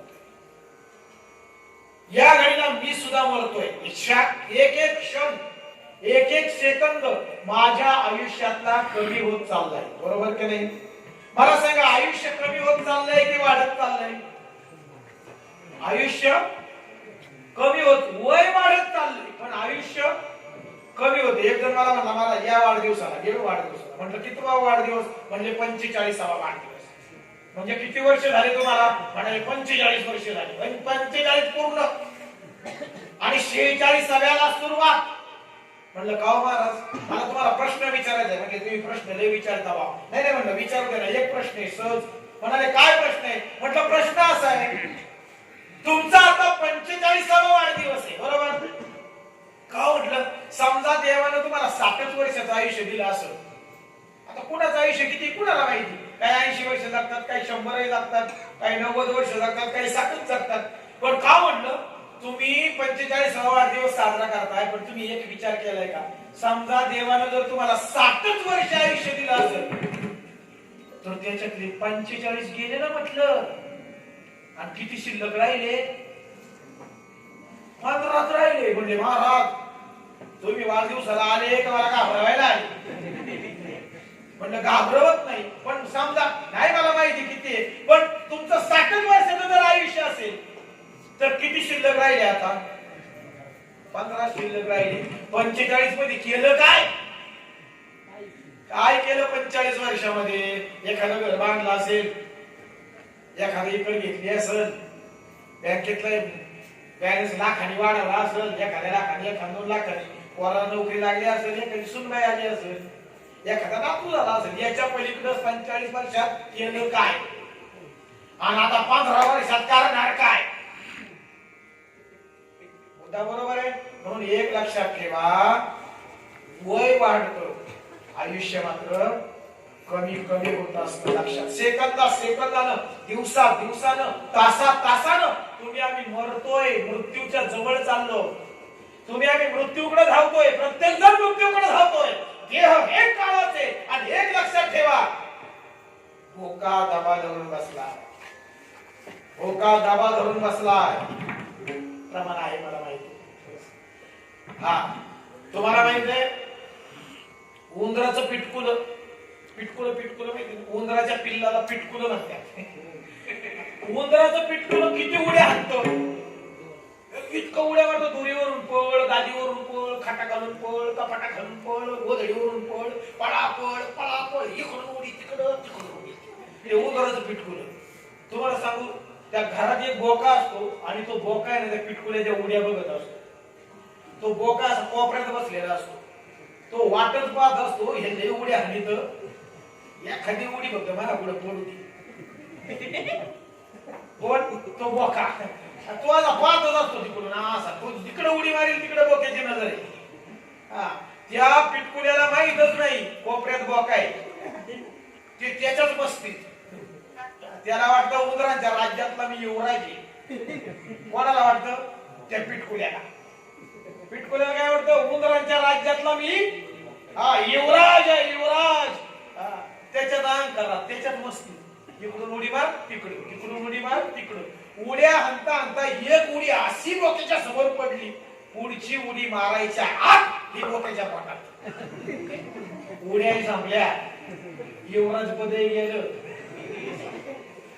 आणि सगळं साफ झालं. एक लक्षात ठेवा, जगात तुम्ही आम्ही किती उड्या मारा, पण मृत्यूचा बोका दाबा धरून बसलाय, एवढं लक्षात ठेवायचं. आणि काळाची बाहुडी पडेल बा जेव्हा, सोडविना तेव्हा मायबाप, सोडविना बंधू पाठीची बहीण, शेजाची कामी न डोळ. तुका म्हणे तुझं सोडविना कोणी, एक चक्र पाणी वाचोनी या भगवंताशिवाय तुमची सुटका कुणीच करू शकत नाही, कुणीच. म्हणून सावध व्हा, भारे सावध, सोडा माया आशा. सावध व्हा, हे सावध जगू नका. कधी आयुष्य संपेल सांगता येत नाही, कुणाबद्दलच सांगता येत नाही. तरुण तरुण माणसं हात जातात जातात, असा माणूस उभा आहे असा पडतो. घेऊन काय बसला, कुणाच्या आयुष्याची कुणी गणती करू शकत नाही. म्हणून सावध जागा, सावध. हे मिळालंय ना महाराज, मिळालंय ना, याचा सदुपयोग करा, वाया घालू नका. सत्कर्म करा, नामस्मरण करा, सद्वृत्तीनं जगा. कुणाचा तिरस्कार करू नका, कुणाचा मत्सर करू नका, अहंकार अभिमान करू नका. सोज्वळ सुंदर शुद्ध जीवन जगा. परमेश्वराने एवढं सुंदर शरीर दिलं, नरदेह दिला, तर याचं सार्थक झालं पाहिजे. का कुणाचा द्वेष करायचा, का कुणाचा तिरस्कार करायचा. महाराज एक सांगू तुम्हाला, वाईट वागून जगण्यापेक्षा चांगलं वागून जगा. अरे वाईट वागणारेही मेले आणि चांगले वागणारेही मेले, संतही गेले, राक्षसही गेले, देवही गेले, सज्जनही गेले. पण एक सांगू, सगळ्यांना जावंच लागतं.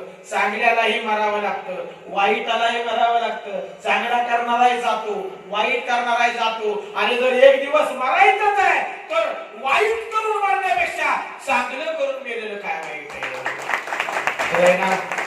एक दिवस मरायचंच आहे ना, मग वाईट करून मारण्यापेक्षा, कुणाचा तिरस्कार करण्यापेक्षा, अभिमान अहंकार करण्यापेक्षा, कुणाचा द्वेष करण्यापेक्षा शुद्ध सात्विक नामस्मरणामध्ये, भगवंताच्या सेवेमध्ये, चांगल्या विचारांमध्ये जगण्यात काय हरकत आहे. महाराज आपण मेल्यानंतर आपल्या इस्टेटीची कुणी चर्चा करत नाही. तुमच्या बँकेत किती बॅलन्स आहे कुणी चर्चा करणार नाही, तुमचं किती मजली घर आहे कुणी चर्चा करणार नाही. तुम्ही कसे जगलात, तुमच्याकडे काय होतं याच्यावर कोणी बोलत नाही. तुम्ही कसे जगलात, किती जगलात, किती वर्ष जगलात हे महत्वाचं नसतं, कसे जगलात हे महत्वाचं असतं. म्हणून 100 वर्षाचं शेळीचं आयुष्य जगण्यापेक्षा, मी नेहमी सांगतो 100 वर्ष शेळीचं आयुष्य, शेळी माहिती ना शेळी, 100 वर्षांचं शेळीचं आयुष्य जगण्यापेक्षा 20 वर्ष जगा पण वाघासारखं जगा. 20 वर्ष जगा पण वाघासारखं जगा. अरे वाघासारखं जगलं पाहिजे महाराज. जगण्याला सुद्धा काहीतरी अर्थ पाहिजे. निरर्थक जगत बसू नका, व्यर्थ जगत बसू नका. हा देह हे काळाचे, धन कुबेराचे, येथे मनुष्याचे काय आहे. आणि एक सांगू का, तुम्ही आम्ही ज्या गोष्टी कमवल्यात, ज्या गोष्टी मिळवल्यात, याचा आम्ही अहंकाराने अभिमान करत असतो. पण तो अहंकाराने अभिमान करण्यास सुद्धा काही अर्थ नाही. कारण जे काही घेतलं ते इथूनच घेतलं. देणारा परमेश्वर आहे आणि घेणारा सुद्धा परमेश्वर आहे. देता देवविता, नेता देवविता, तेथे तुझी सत्ता काय आहे. देणाराही तोच आहे, नेणाराही तोच आहे. तिथं आपली सत्ता काय, आपण काय निर्माण केलं. ते म्हणा मी घर बांधणार, पण दगड आपण निर्माण केले का, पाणी आपण निर्माण केले का, माती आपण निर्माण केली आहे का, नाही ना. लाकूड आपण निर्माण केले का, झाड मी उगवले, आपण झाडाचं लाकूड आपण निर्माण केले का, नाही ना. आपण निर्माते नाही आहोत, आपण निर्माण करू शकत नाही. आपण या संसारातून गोळा केलं, त्याचं घर बांधले, बरोबर आहे ना. आपण नवीन काय निर्माण केले, पाणी आपण निर्माण केलं नाही, लाकूड आपण निर्माण केलं नाही, माती आपण निर्माण केली नाही, दगड आपण निर्माण केला नाही. इथं पडली होती दगड, इथं माती होती, आमची बांधलं, पण आपण थोडं निर्माण केलं. आपल्या मालकीचं काहीही नाही. देणाराही तोच आहे आणि नेणाराही तोच आहे. आपली सत्ता कुठंच नसते महाराज. आपण निमित्त मात्र आहोत, एवढं लक्षात ठेवायचं. आणि म्हणून नेहमी जगताना एक भाव ठेवा, मी जो जगतोय ना तो भगवंताच्या कृपेने जगतोय. त्याचं नामस्मरण करायला विसरू नका, भगवंताचं चिंतन करायला विसरू नका. महाराज ज्यानं आम्हाला जिवंत ठेवलं त्या परमेश्वराचं एकदा नामस्मरण करा. पुढच्या 10 मिनिटात कीर्तन संपूया. विठोबा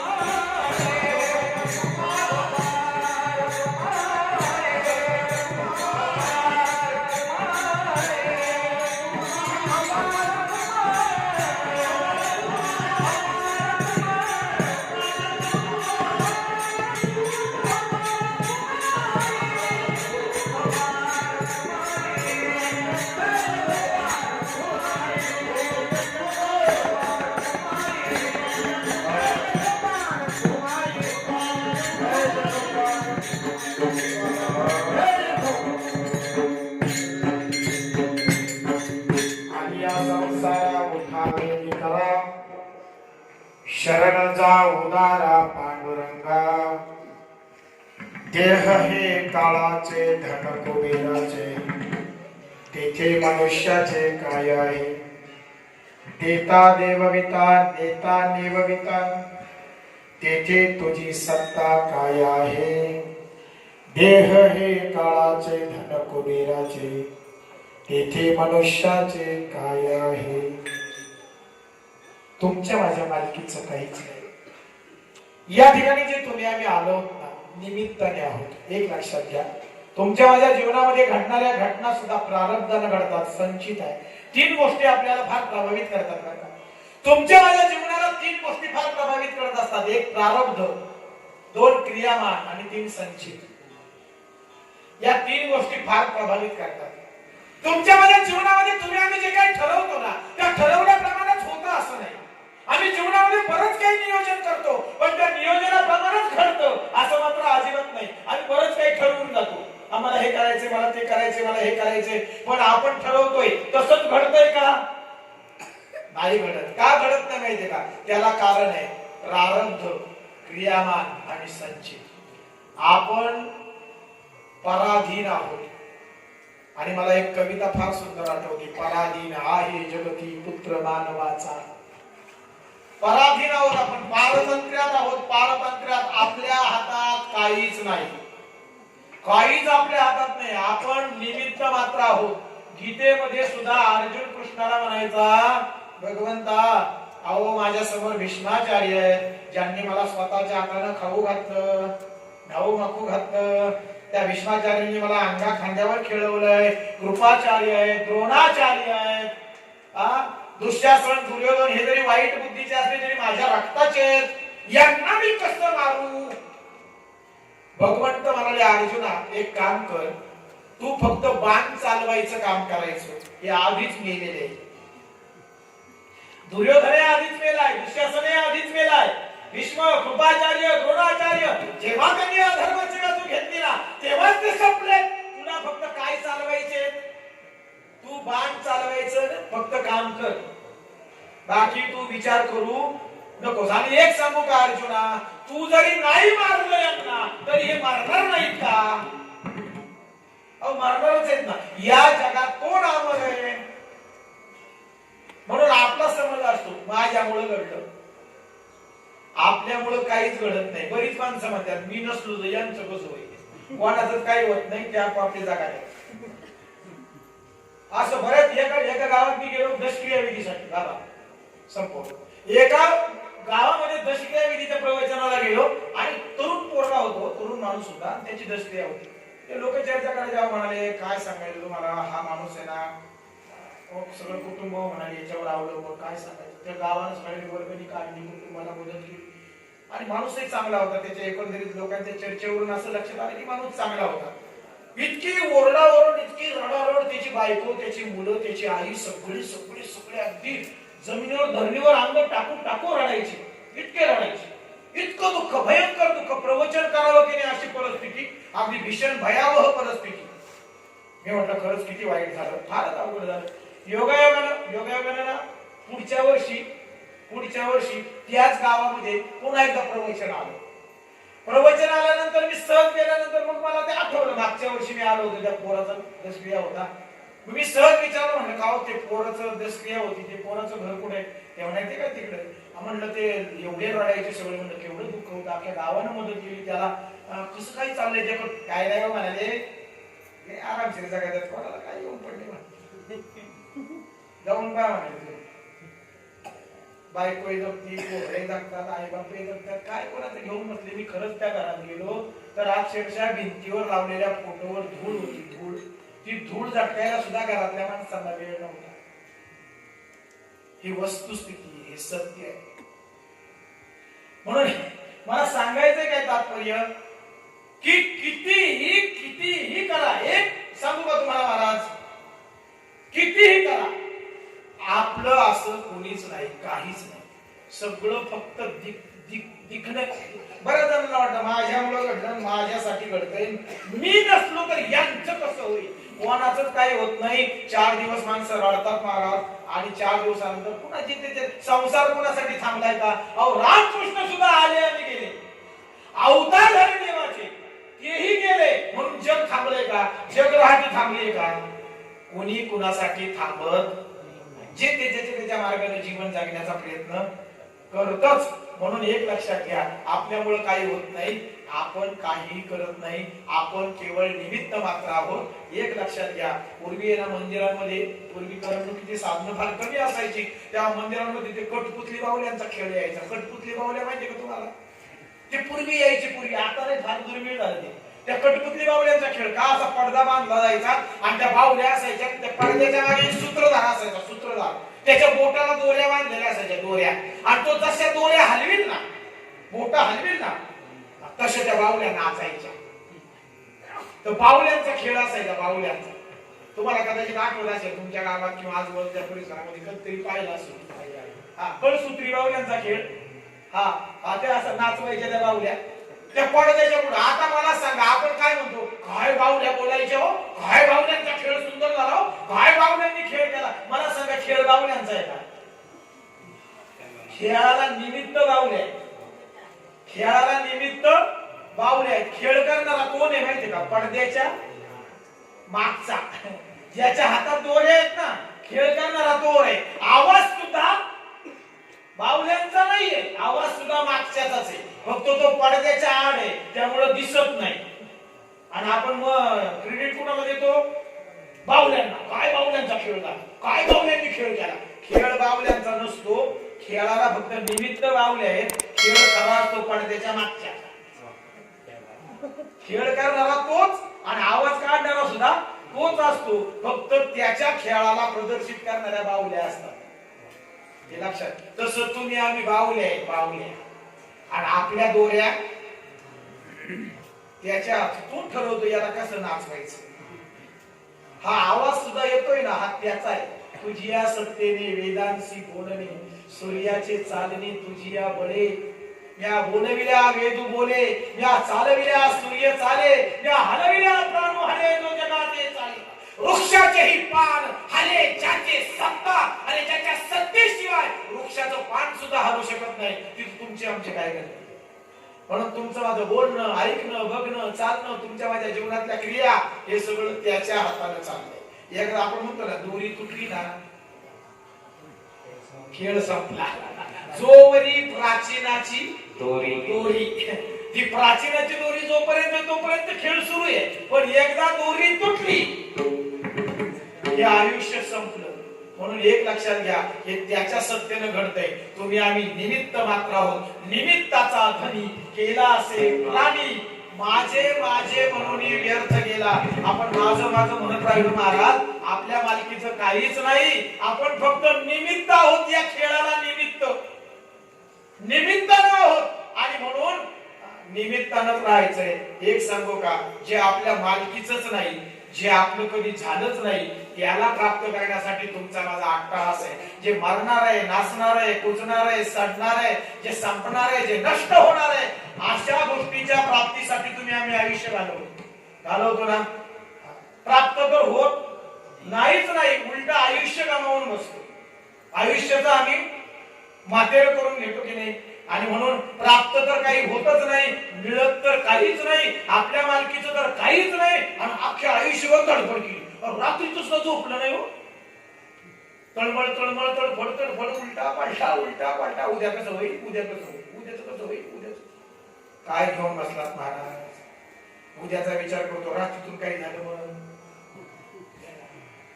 काय सांगता येतं महाराज. आणि म्हणून एक सांगू, आत्ताचा क्षण हा तुमच्या मालकीचा आहे, तो भगवत चिंतनात घाला. आत्ताचा मिनिट, आत्ताचा क्षण, आत्ताचा सेकंद हा तुमच्या मालकीचा आहे. त्या सेकंदात, त्या मिनिटात परमेश्वराचं चिंतन करा, नामस्मरण करा. जीवन परमार्थमय होईल, जीवन भक्तिमय होईल, हे लक्षात ठेवा. आणि म्हणून चांगलं जीवन जगा. आत्ताचा सेकंद, आत्ताचा मिनिट चांगल्या विचारात घाला, तुमचं सगळं जीवन चांगलं आणि शुद्ध होईल.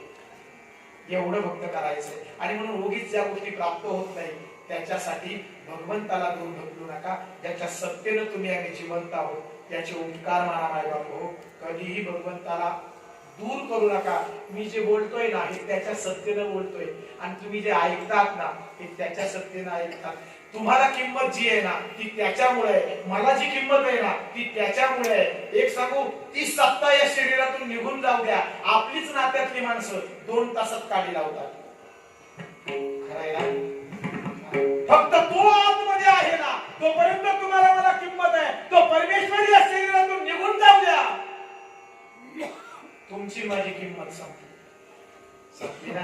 त्या परमेश्वरामुळे तुम्हाला मला किंमत आहे. तुम्हाला मला नमस्कार का? तो नमस्कार त्या परमेश्वराला आहे. आणि म्हणून एक लक्षात ठेवा, ज्या परमेश्वरामुळे तुमचं माझं जीवन आहे आणि ज्या परमेश्वरामुळे तुमचं माझं जगणं आहे त्या परमेश्वराला कधी विसरू नका. कामामध्ये काम, काही म्हणा राम राम, काम करा, कष्ट करा, पण काम आणि कष्ट करत असताना परमेश्वराला कधीच विसरू नका. परमेश्वराचं चिंतन कधी सोडू नका, त्याचा विसर कधी पडू देऊ नका. कारण त्यानंच तुम्हाला जिवंत ठेवले. ज्या दिवशी त्याला वाटत ना आपली गरज नाही त्या दिवशी आपण संपलो. त्याची कृपा आहे म्हणून जिवंत. एवढ्या महामारीतून आपण वाचलो.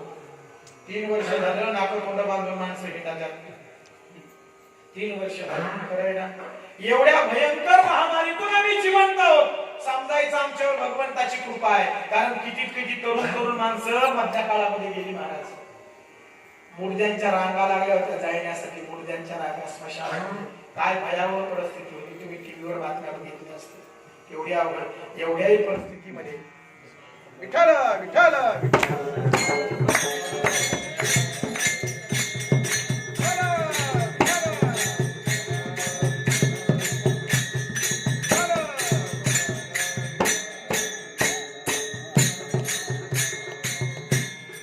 एवढ्याही परिस्थितीमध्ये तुम्ही आम्ही जिवंत राहिलो ही भगवंताची कृपा आहे. काय ना? आणि म्हणून त्याच्या कृपेशिवाय आम्ही जिवंत राहू शकत नाही. म्हणून परमेश्वराला कधी विसरू नका. संसार आहे, या संसाराच्या अनेक वस्तू अनेक गोष्टी कमवण्याच्या मागे आपण देवाला विसरलो.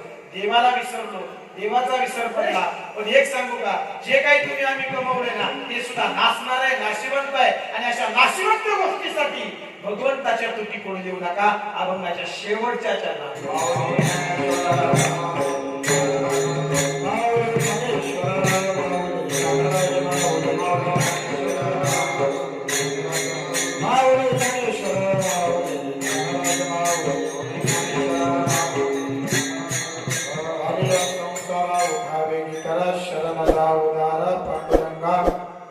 हे काळाचे धन कुबेराचे, तेथे मनुष्याचे काय आहे.